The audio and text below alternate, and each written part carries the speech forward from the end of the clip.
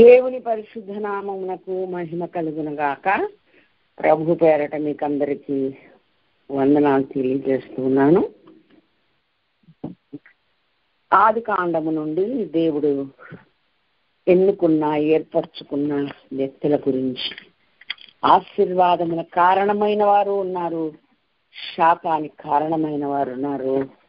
దేవుడు ఎందుకని గ్రంథములో వారి పేర్లు రాశాడో ఆ విషయాలు మనము అది మనకు బుద్ధి కలుగుటకు బోధ కలుగు నిమిత్తమే అవి రాయబడి ఉన్నాయి గనక శ్రద్ధగా మనము దేవుని వాక్యము ధ్యానించ బద్ధులమై ఉన్నాం. అందుకని ఇప్పటి వరకు అబ్రహాము గురించి, అలాగే ఆదాము కుటుంబం గురించి వరుసగా నేర్చుకుంటూ వచ్చాం. శాపానికి కారకుడైనటువంటి ఏశావు, కయీన్ గురించి నేర్చుకున్నాం. యాకోబు దాకా మనం వచ్చాం. ఈరోజు దేవుని వాక్యంలోంచి మత్తయి సువార్త మొదటి అధ్యాయం నేను చదువుతున్నాను, మీరు శ్రద్ధగా వినండి. మత్తయి సువార్త మొదటి అధ్యాయం మొదటి 2 వచనాలు. అబ్రహాము కుమారుడగు దావీదు కుమారుడైన యేసుక్రీస్తు వంశావళి. అబ్రహాము ఇస్సాకును కనెను, ఇస్సాకు యాకోబును కనెను, యాకోబు యూదాను అతని అన్నదమ్ములను కనెను. ఇక్కడ జ్యేష్ఠుల వంశావళి అని ఇంకొక మాటలో మనం చెప్పుకోవచ్చు. జ్యేష్ఠుల వంశావళి అంటే ఆయన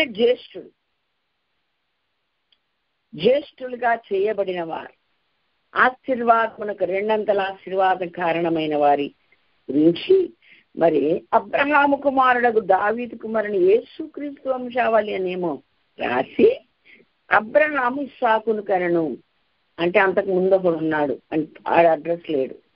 ఇస్సాకు యాకోబును కనెను, యాకోబు కంటే పెద్దవాడు ఉన్నాడు, అక్కడ లిస్టులోకి రాలేదు.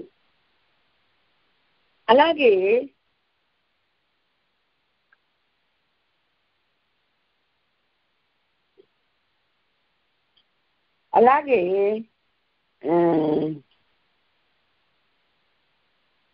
యాకోబు యూదాను అతని అన్నదమ్ములను కనెను అంటాడు. 12 మంది సంతానములో యూదాను పేరు చెప్తున్నాడు. అంతకు ముందే 3 ఉన్నారు. అలాగా దేవుడు ఎందుకని అలాగ ఒకరిని ఎన్నిక చేశాడంటే అతని విధానం, అతని పద్ధతులు దేవుడు తన చిత్తానుసారంగా ఉన్నట్లుగా మనకు అర్థమవుతుంది. ఆ విషయాలు మనము కొద్దిగా ధ్యానం చేసుకున్నాం ఈ పూట. 78వ కీర్తనలో ఒక మాట దేవుడు చెప్పాడు. 6-8 వచనాలను నేను చదువుతాను, మీరు శ్రద్ధగా వినాలని ఆశపడుతున్నాను. 78వ కీర్తన 6 వచనం. 68 వచనం. 68వ వచనంలో ఏమని వ్రాయబడి ఉంది అని అంటే, యూదా గోత్రమును తాను ప్రేమించిన సియోను పర్వతమును ఆయన కోరుకున్నాడు అని రాయబడి ఉంది. ఓకే, సరే. ఇంకొక మాట ఏమని రాయబడి ఉంది, 81:5 మనము చదివితే అక్కడ మరొక మాట ఉంది. యోసేపు సంతతికి సాక్ష్యముగా దానిని నియమించెను. ఆయన ఐగుప్తు దేశ సంచారము చేసినప్పుడు యోసేపు సంతతికి సాక్ష్యముగా దానిని నియమించెను. ఇక్కడ యూదాను దేవుడు ప్రస్తావించాడు. మరలా కీర్తన గ్రంథంలో రాసినప్పుడు ఇక్కడ మరలా యోసేపును దేవుడు మన జ్ఞాపకం చేస్తున్నాడు. వారిని ఒక ఎన్నికైన వారుగా, వారిని దేవుడు ఎంచుకున్నట్లుగా వాక్యములో ప్రత్యేకంగా మనకు చూపిస్తున్నారు. ఇంకా మనము మొదటి దినవృత్తాంతములు గ్రంథము అది మనము చదివినట్లయితే అక్కడ ఒక మాట వ్రాయబడి ఉంది. 5వ అధ్యాయము 4:27 చదివితే షిమీకి 14 కుమారులు అని చెప్పి రాస్తూ, యూదా వారు వృద్ధి అయినట్లు వారి వంశములన్నీ వృద్ధి కాలేదు. ఆ వంశాలలో యూదా వంశం వృద్ధి అయినంతగా తక్కిన వంశాలు వృద్ధి కాలేదు అని చెప్తూ 5:3 చదువుకుంటే మనము, యూదా తన సహోదరులందరికంటే హెచ్చైన వాడాయను, అతని నుండి ప్రముఖుడు బయలువెడను, అయినను జన్మ స్వాతంత్రము యోసేపు రాయను. ఈ 12 మంది కుమారులు ఎక్కడికి వెళ్ళారో గాని ఎప్పుడు చూసినా యోసేపును యూదాను దేవుడు ఎత్తిపట్టి మనకు వారి కొరకై ఆయన ప్రణాళిక ఏంటో, ఆయన యొక్క మనస్సులో ఏముందో అది మనకు తెలియచేస్తూ ఉన్నా. మరి ఎందుకని ఈ విధంగా ఉంది? యూదా సహోదరులందరికంటే హెచ్చైన వాడాయను, అతని నుండి ప్రముఖుడు బయలుదేరెను అంటున్నాడు. ఎందుకని అనంటే మనకు తెలుసు, 45 ఆదికాండము 7-8 వచనాలు మనము చదివితే అక్కడ తన తండ్రి అయిన యాకోబుతో తను మాట్లాడిన మాటలు అక్కడ మనకు చూస్తున్నాం. ఈ 42వ అధ్యాయములోనే పలాని చోట ఆహారం ఉన్నది, కానానులో కరువు ఉంది, ఐగుప్తులో ధాన్యం ఉన్నది అన్న సంగతి ఎరిగి అది వెళ్ళి తీసుకొని రండి, ఈ కరువుతో పిల్లలతో సహాంతరం చనిపోకుండా అని వాళ్ళ నాన్నగారు చెప్తే వెళ్ళారు. జరిగిందంతా మనకు తెలుసు. అలా 45వ వచనంలో అక్కడ ఒక మాట రాయబడి ఉంది. 7వ వచనం, 45 కాదు, దాన్ని క్షమించండి, 43. నేను అతని గూర్చి పూటపడదును, నీవు అతని గూర్చి నన్ను అడగవలను, నేను అతన్ని తిరిగి నీ యొద్దకు తీసుకొని వచ్చి నీ ఎదుట నిలబెట్టని ఎడల ఆ నింద నా మీద ఎల్లప్పుడూ ఉండును. ఎవరన్నారు? యూదా తన తండ్రి అయిన ఇశ్రాయేలును చూచి ఈ మాటలు మాట్లాడారు. ఏం మాటలు, ఎందుకు మాట్లాడాల్సి వచ్చింది అనంటే, ఒకసారి ముందు వెళ్ళినప్పుడు యోసేపు గుర్తుపట్టాడు కానీ వీరు గుర్తుపట్టలేదు. అక్కడ ఏలినవాడ అని సాష్టాంగ నమస్కారాలన్నీ చేసి ధాన్యం కొనడానికి వచ్చాడంటే, లేదు మీరు వేగుల వారు అబద్ధాలు చెప్తుండ్రు అని చెప్పాడు. ఏంటి ఎవరంటే, లేదయ్యా మాది పలాని దేశం, పలాని ప్రాంతం మాది, మేము పలాని ఒక్క ఆయన కుమారులమి, మేము 12 మందిమి, మరి ఒకడు చిన్నోడు ఇంటికాడు ఉన్నాడు, ఒకడు లేడు అన్నాడు. అప్పుడు అర్థమైపోయి సరే ఆ చిన్నోన్ని కూడా తీసుకొని వస్తే, నిజంగా మీరు వేగుల వారు కాదని, మీరు నిజంగా ఒక ఆయన కుమారులేనని, ధాన్యం కొనడానికి మీరు వచ్చారని నాకు నమ్మకం కలుగుద్ది, అప్పుడు మీకు ధాన్యం ఇచ్చే పంపిస్తాను, లేదా మీరు వేగుల వారని మిమ్మల్ని అరెస్ట్ చేయాల్సి వస్తుంది అని చెప్పి మీరు ఆ చిన్నవాడిని తీసుకొని వచ్చే వరకు ఈ అబ్బాయిని ఇక్కడ ఉంచేస్తానని ఒక అతన్ని అక్కడ పెట్టేశాడు కదా. అప్పుడు అన్నాడు, షిమ్యోన్ అక్కడ ఉంచుకొని పంపిస్తే, ఏడి షిమ్యోన్ రాలేదు ఏంటంటే, ఆ దేశమును ఏలుతున్న రాజు మాతో కఠినంగా మాట్లాడారు, ఆయనే సమస్తాన్ని చూస్తున్నాడు, ఆయన మేము వేగుల వారమని మమ్మల్ని చాలా కఠినంగా మాట్లాడితే, లేదు మేము ఒక ఆయన బిడ్డల కొడుకులము, వంశం అది సంతానం, మేమందరం 12 మందిని, 10 మంది వచ్చాం, ఇప్పుడు ఒకడేమో లేడు, ఒకడేమో మా నాన్న దగ్గర ఉన్నాడు చిన్నోడు అని చెప్పాము. అట్లయితే ఆ చిన్నవాడిని కూడా మీరు తీసుకొచ్చి నాకు చూపిస్తే, మీరు వేగుల వారు కాదని, మీరు నిజంగా ఆహారం కొనుటకే వచ్చారని నాకు నమ్మకం అవుతుంది, అప్పుడు నేను మిమ్మల్ని విడిపించేసి మీకు ధాన్యం ఇచ్చి పంపిస్తాను అని చెప్పి మీరు అతన్ని తెచ్చే వరకు షిమ్యోన్ని ఇక్కడ పెట్టండి అని, ఎవరు తీసుకెళ్ళి అక్కడ రూమ్ లో పెట్టేయండి అన్నాడు. అనేసరికి తీసుకెళ్లి షిమ్యోన్ను రూమ్ లో పెట్టేశాడు. బాధపడుకుంటూ ధాన్యం తీసుకొని ఇంటికి వచ్చి విషయం అంతా చెప్తే అప్పుడు అంటాడనమాట, యోసేపు లేడు, షిమ్యోను లేడు, ఇప్పుడు మీరు బెన్యామీనుని కూడా తీసుకుని పోతున్నారు. ఇవన్నీ నాకు ప్రతికూలముగా జరుగుతున్నాయి. నేను సమాధిలోకి ప్రాణంతోనే పోవాల్సి వస్తుందేమో, సజీవునిగా పోవాల్సి వస్తుందేమని బాధపడ్డాడు. అప్పుడు ధాన్యం అయిపోయింది, మళ్ళా వెళ్ళాలి. ఏంట్రా వెళ్ళండి, ఇంకా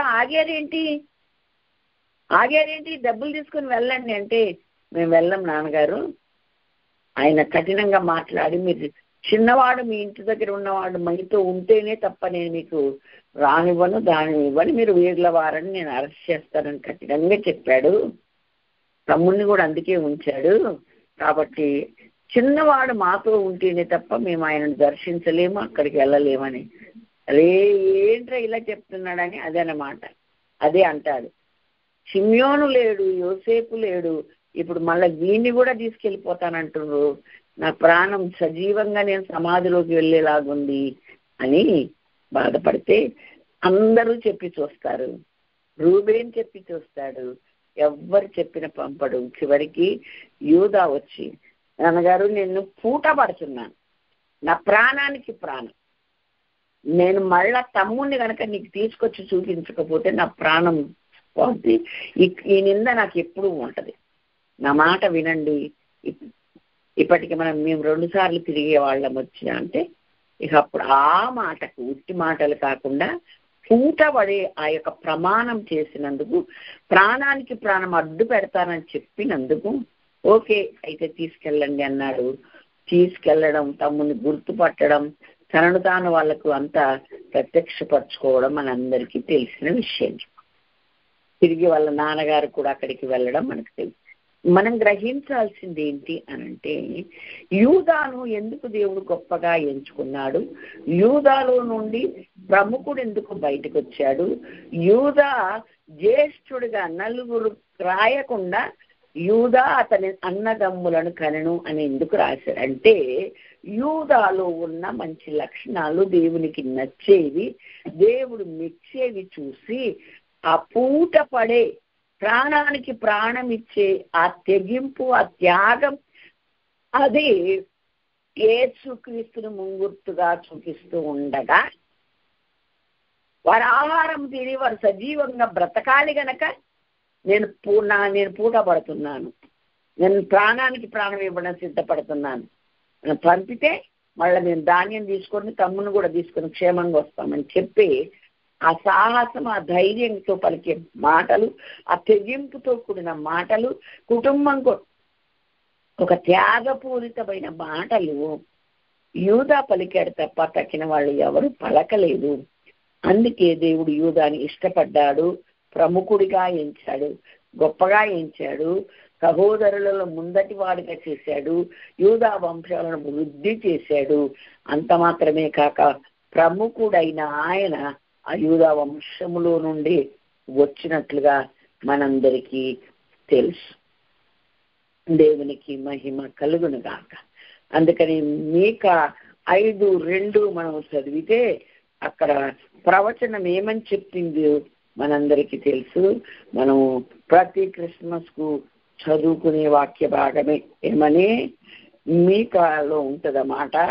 5వ అధ్యాయము 2వ వచనములో, యూదా బెత్లెహేమ, నీవు యూదా ప్రధానులలో ఎంత మాత్రం అల్పమైన దానవు కాదు, నా ప్రజలను ఏలువాడు నీలో నుండి బయటికి వచ్చును అన్నది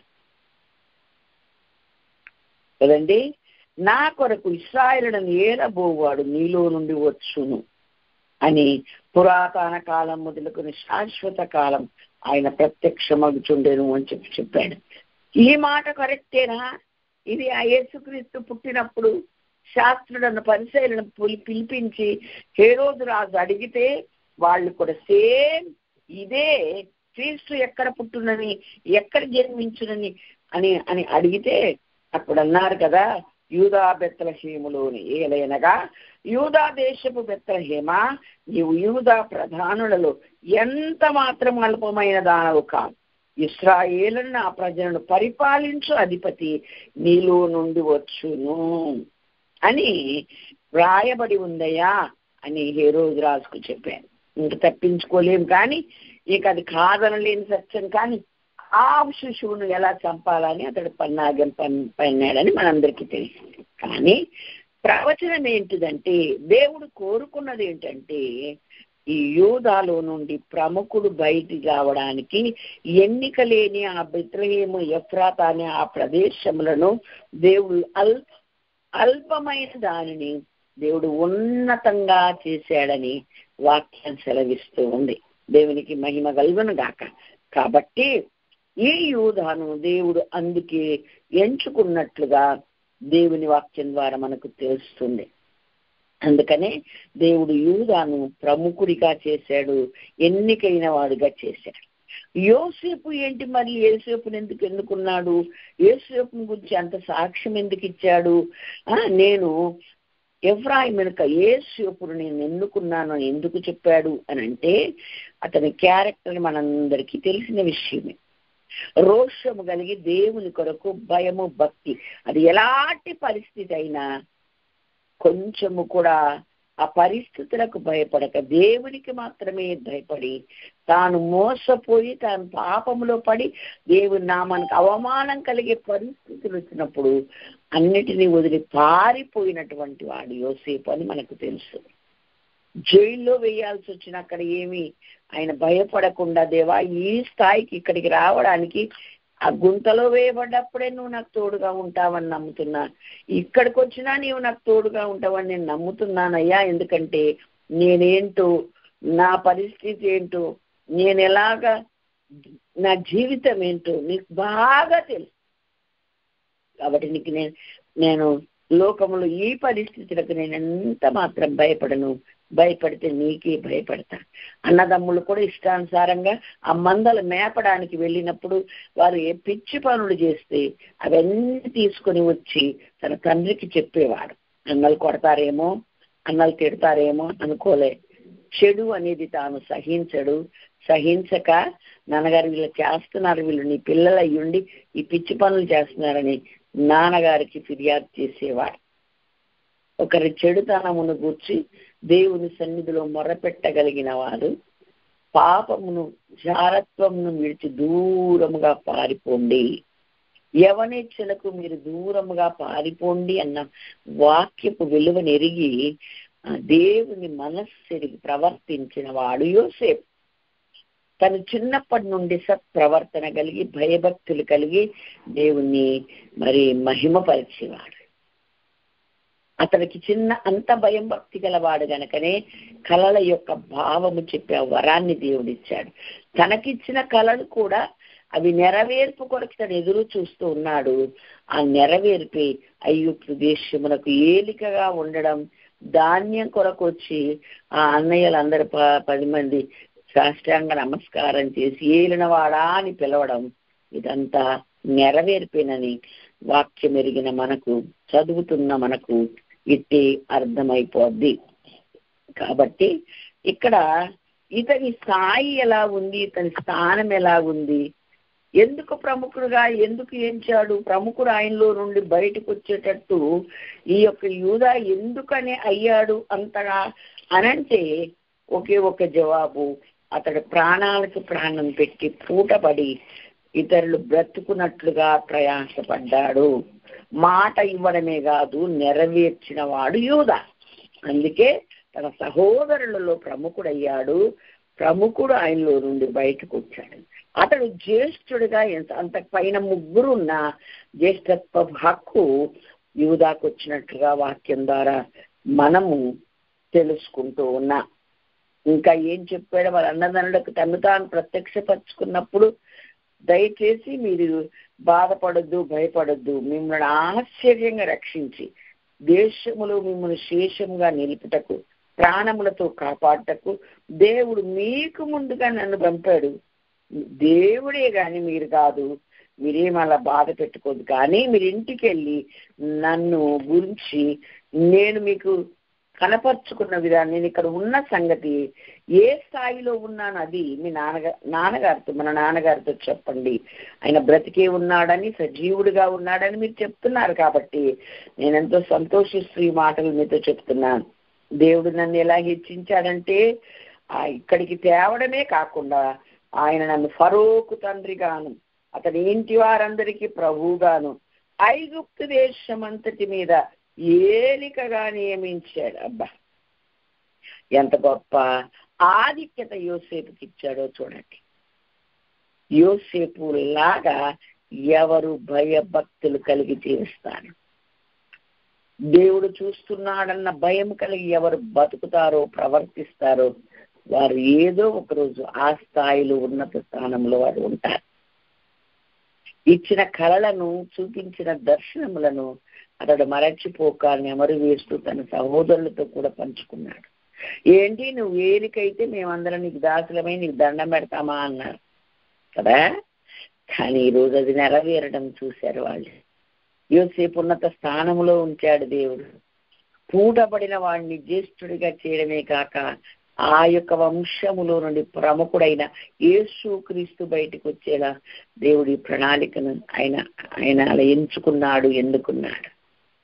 అలాగే యోసేపునేమో అందరికీ తలగా ఉంచాడు.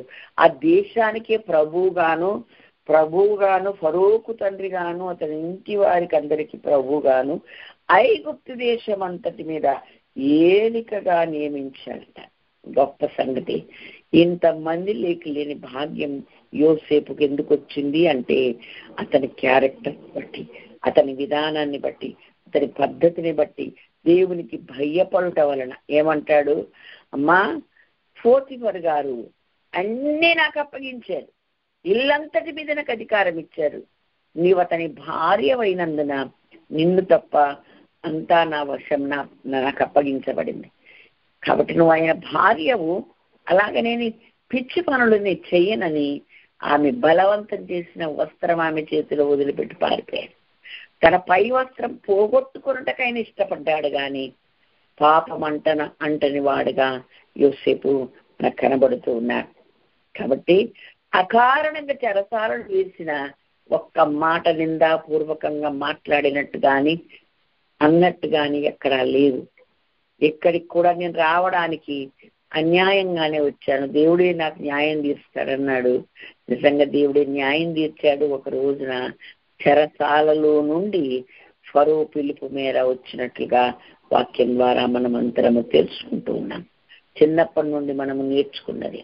అయితే అలా ఉన్నతమైన స్థానంలో ఉన్నాడని చెప్పగానే నిజంగా యాకోబు తండ్రి చాలా సంతోషించాడు. షిమ్యోను లేడు, యోసేపు లేడు, ఇప్పుడు బెన్యామీను కూడా లేడని బాధపడ్డాడు.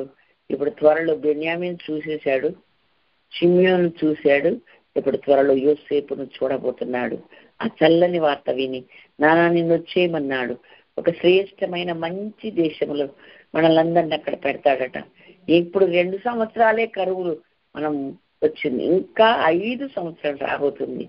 మనం నశించిపోకుండా మన కొరకు దేవుడు ఒక శ్రేష్టమైన దారిని విధానాన్ని ఏర్పరిచాడయ్యా. అది యోసేపు ద్వారా మనకు తీర్చబడబోతుంది. పోదాం డాడీ రమ్మన్నారు తమ్ముడు అని చెప్పి ఆ ప్రభువు ఏలికగా ఉన్న యోసేపు కబురు పెట్టాడు. నువ్వు నమ్మట్లేదా, ఇదిగో చూడు బండ్లు పంపాడు, చూడు తీసుకురమ్మన్నాడనంటే చూసి తల వంచి నమస్కారం చేశాడు. చాలా హ్యాపీ అయి బయలుదేరి వెళ్ళాడు. ఈ బయలుదేరి వెళ్ళిన అతనికి ఎంత ఘనతను ఇచ్చాడో అదొక మాట కూడా చదువుకుందాం. 47వ అధ్యాయం 7వ వచనం నుంచి. మరియు యోసేపు తన తండ్రి అయిన యాకోబును లోపలికి తీసుకుని వచ్చి ఫరో సమక్షమందు అతను ఉంచగా యాకోబు ఫరోను దీవించెను.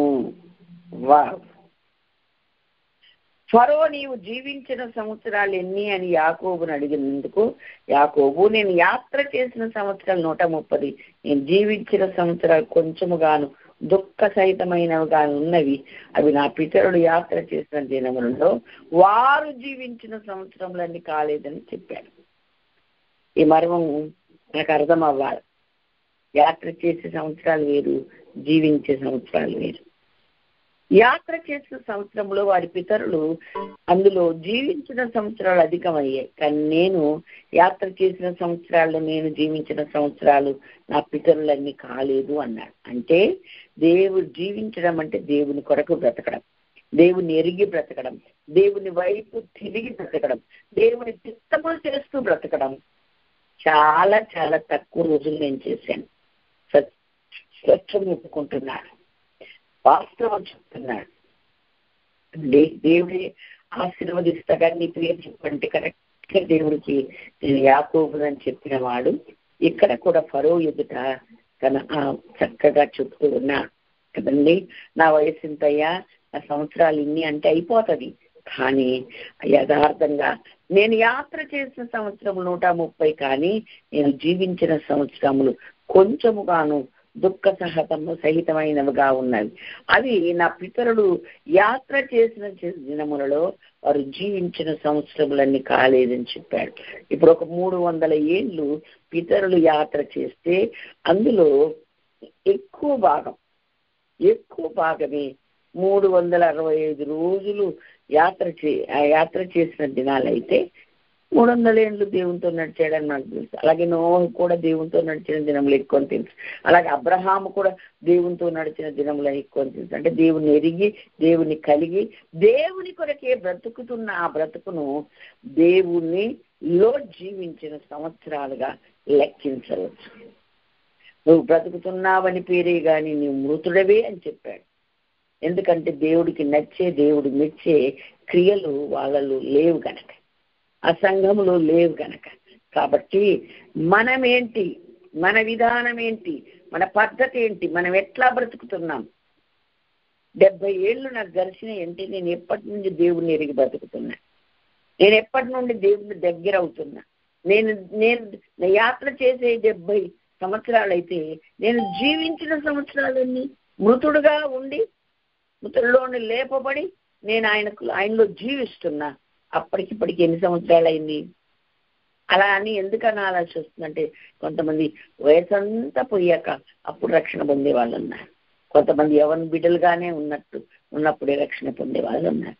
రక్షణ పొందిన దేవుని కోసం రోషం కలిగి బతికే సంవత్సరాలే లెక్కల్లోకి వస్తాయి తప్ప మరి మామూలుగా మన యాత్ర దినములన్నీ లెక్కలోకి రావు అని మనము గ్రహించాలి.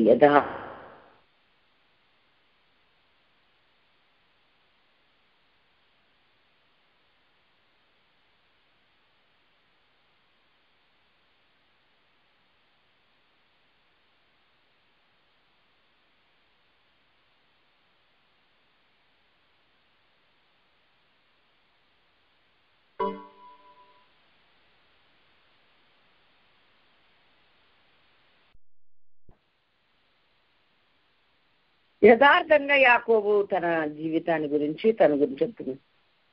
నేను జీవించిన సంవత్సరాలు నా పితరులు యాత్ర చేసిన సంవత్సరాలలో వారు జీవించినన్ని కాలేదు అన్నాడు. చాలా తక్కువగా దుఃఖ సహితంగా ఉన్నాయి అన్నాడు.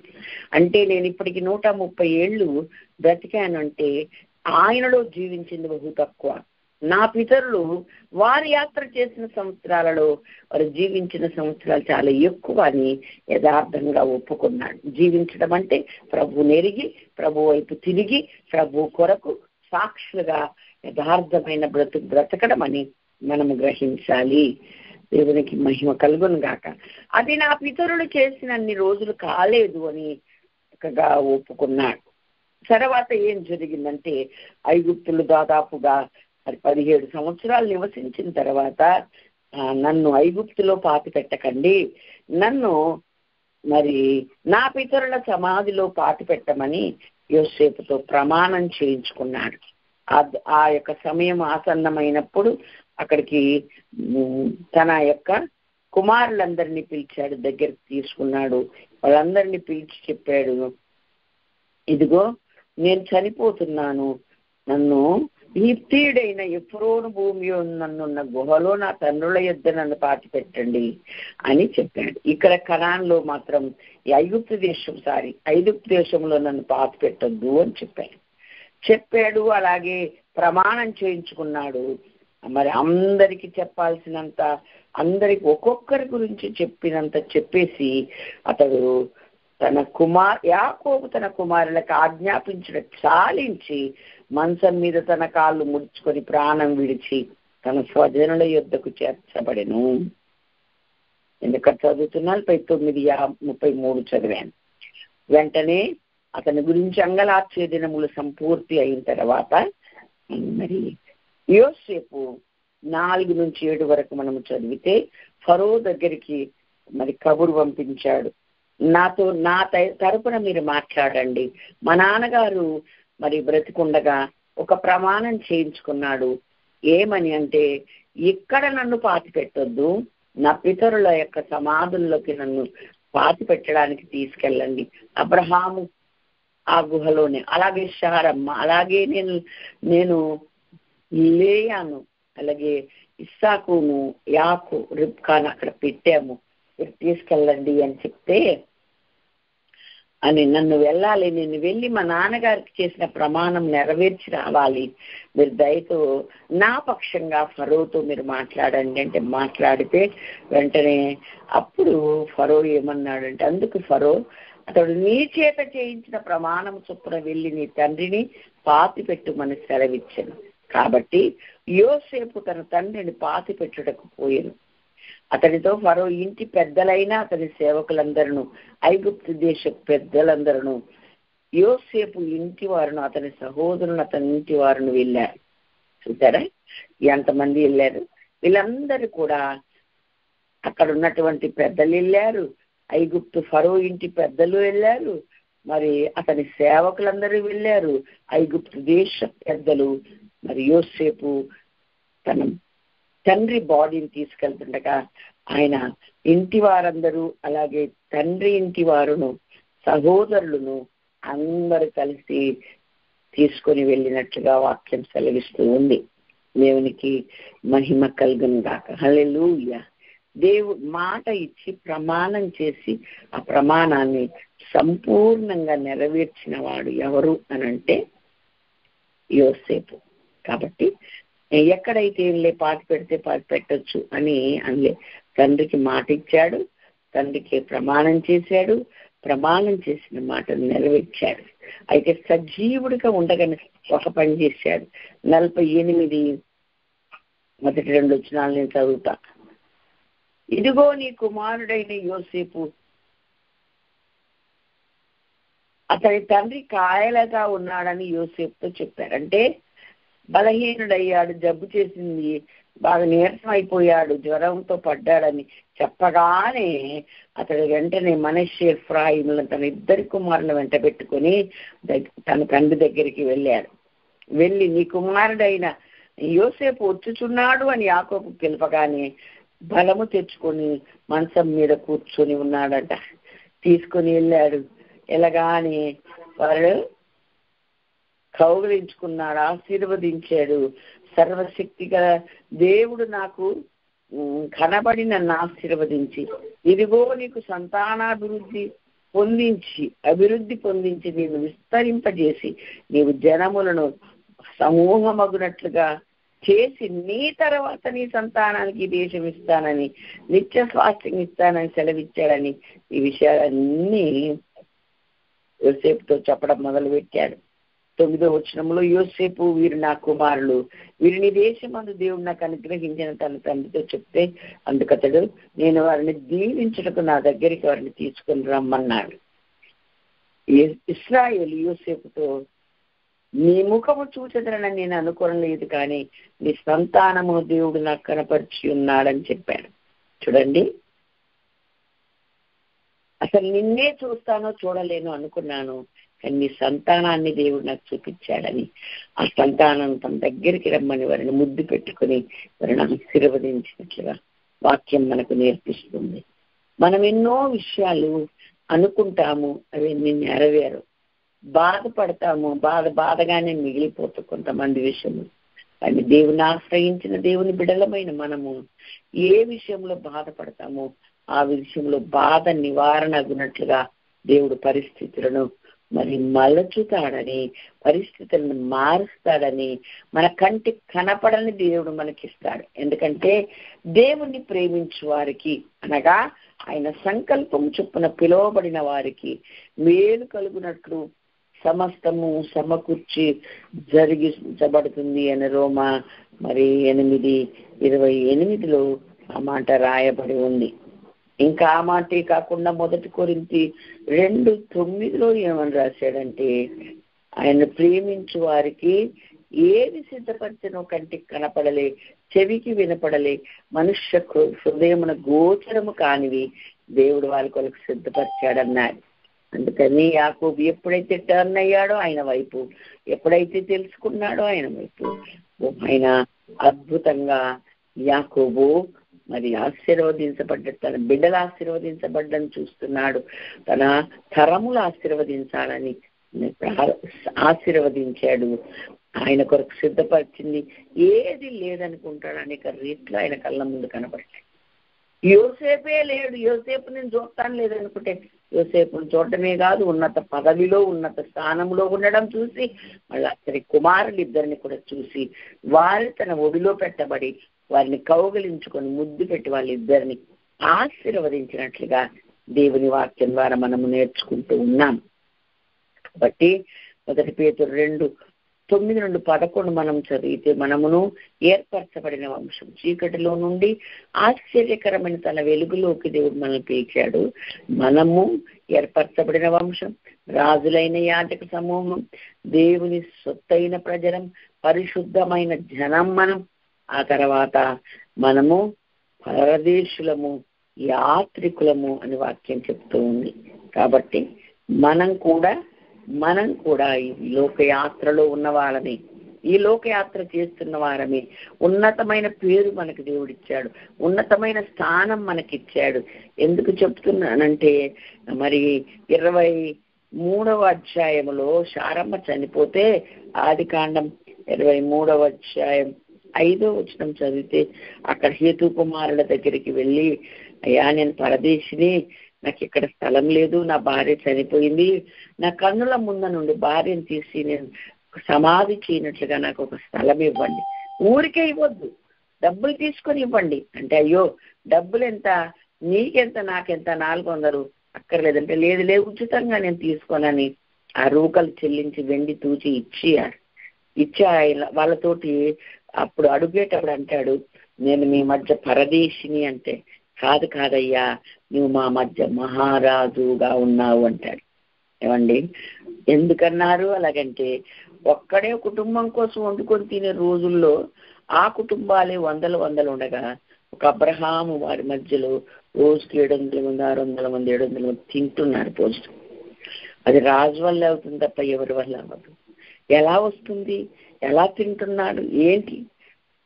అంత రాజుల రాజు, ప్రభుల ప్రభు ఆయన వాళ్ళకి సప్లై చేసేవాడిగా ఉన్నాయి. అదంతా ఆశ్చర్యకరమైన గొప్ప సత్యం. కాబట్టి మనల్ని కూడా దేవుడు రాజులైన యాజక సమూహంగా చేశాడు, దేవుని సొత్తైన ప్రజలుగా చేశాడు, పరిశుద్ధ జనాంగంగా చేశాడు. కాబట్టి మనం ఏం చేయాలి? అదే సమయంలో మీరు పరదేశులు, యాత్రికులు అని మనకు గుర్తు చేస్తున్నాడు. పరదేశులమే, కానీ రాజులైన యాజక సమూహంగా మనం ఉన్నాం.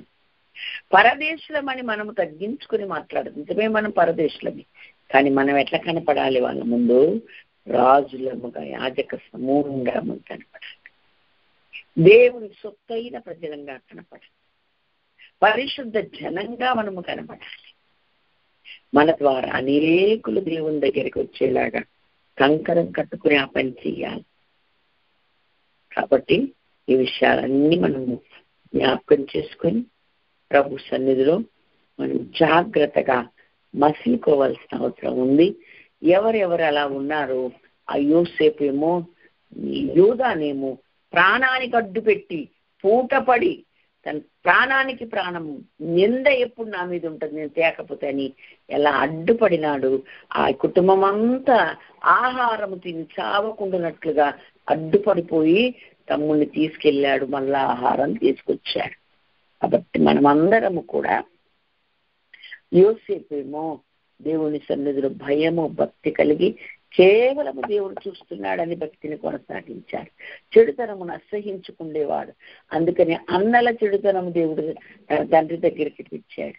అందుకే అతన్ని చూసి అతడు వాళ్ళ కుట్రతోటి అతడు వాడిని పరదేశంలో పంపించినా సరే, అన్ని వేసినా సరే ఉన్న పరదేశంలో ప్రభువుగా రాజుగా ఉన్నాడు.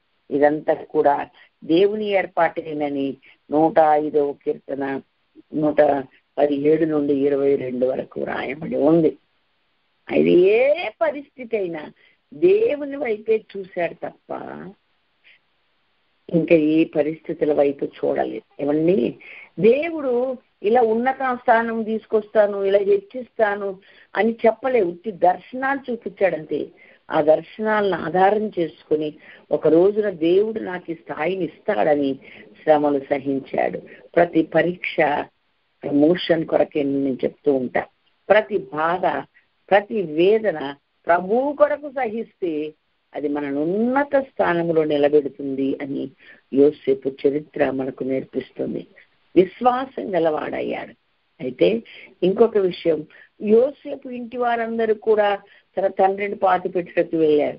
అంటే భార్య, ఇంట్లో ఎవరెవరున్న కొడుకులు అందరూ కూడా ఆ యొక్క ఐగుప్తు దేశానికి పాతి పెట్టడానికి సమాధి కార్యక్రమంలో వీళ్ళు కూడా పాల్గొన్నారు. ఏమండి, ఆమె ఎవరండి? ఆమె ఒక యాజకుడి కుమార్తె. ఆమె ఐగుప్తు దేశపురాలు.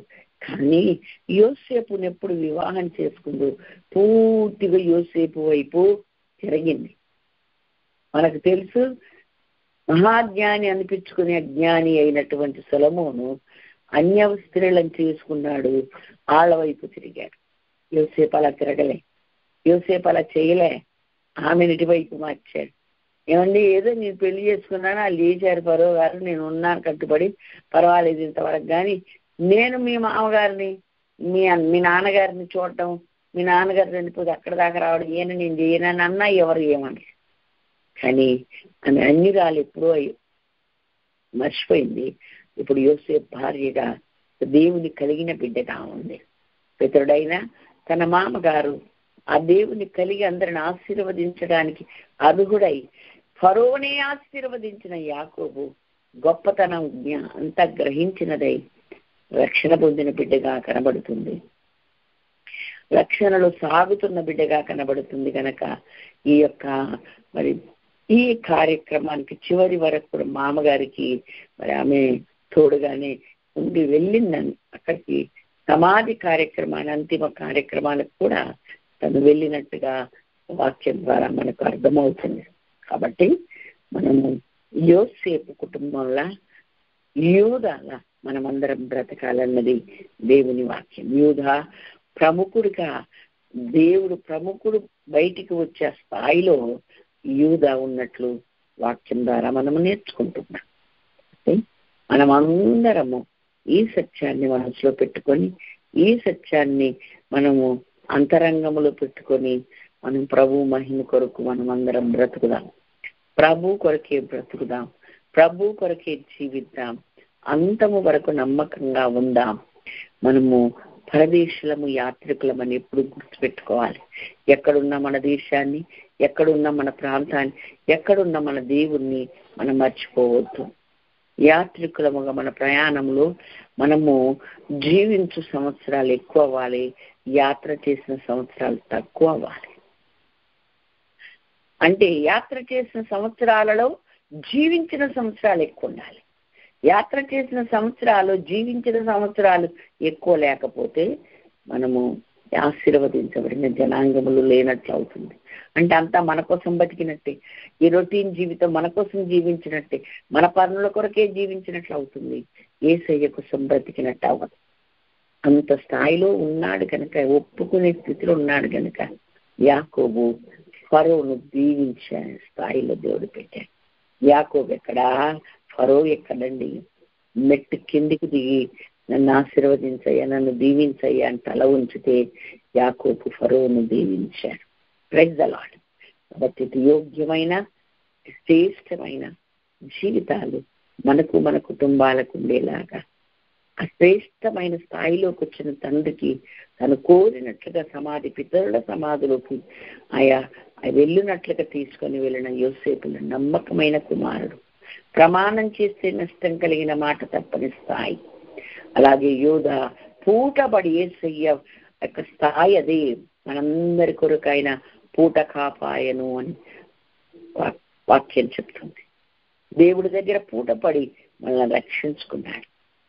కాబట్టి ఇది గొప్ప భక్తులు, దైవం దేవునికి భయపడిన జనాంగం మన ముందు పెట్టి మనకు మాదిరిగా దేవుడు చెప్తున్నాడు.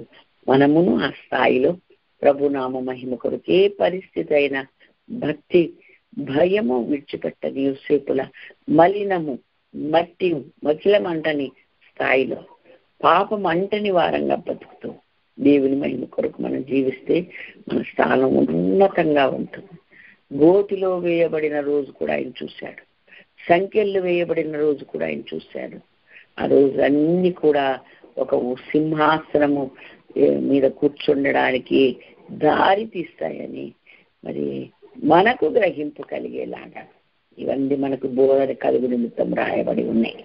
అలాగే యేసయ్య స్థానంలో మనుషులందరి కొరకు ఆయన పూట పడితే తన కుటుంబం పక్షంగా ప్రాణానికి ప్రాణంగా పూటపడి యోధ ఆహారం తీసుకొచ్చి అందరిని బ్రతికించుకున్నాడు.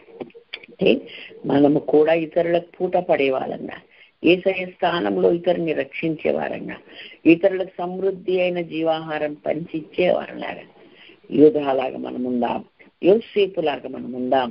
ఇలాంటి చక్కని మరి జీవితం జీవిస్తూ చక్కని ప్రవర్తన కలిగిన వారంగా ఉంటూ కుటుంబాలకు దీవెనకరంగా మనం అందరం ఉందాం. యూద అంటే స్తుతి, యోసేపు అంటే అభివృద్ధి, ఫలించుట అని అర్థం. ఎవరెవరి ఇష్టం అని దేవునికంటే స్తుతించేవారంటే ఇష్టం, ఫలించి అభివృద్ధి పొందేవారంటే ఇష్టం. ఈ విషయాలు గుర్తు పెట్టుకున్నాం. ఆత్మలు వర్ధిల్లితే అన్ని విషయాలు వర్ధిల్లుతాయని చెప్పారు. కనుక మనం ఫలించే వారంగా, అభివృద్ధి పొందే వారంగా, ఎల్లప్పుడూ దేవుని స్తుతించే వారంగా ఉండి ఒక ఉన్నతమైన స్థానం మనం దక్కించుకుందాం, స్థానంలో నిలబడదాం. అట్టి కృప దేవుడు మనందరికీ అనుగ్రహించును గాక. దేవుడి మాటలను దీవించును గాక. ఆమేన్. హల్లెలూయా.